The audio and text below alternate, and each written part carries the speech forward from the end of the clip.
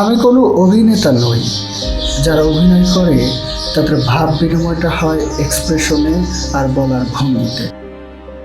কবিতা লিখলেও কবিতা আবৃত্তিটা আমার হয় না, এক্সপ্রেশন বলার ভঙ্গি আমার ভালো না।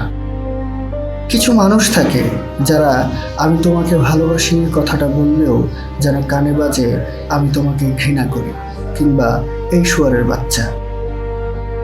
বাঙালি মূলত একটা গালিবাদ জাতি।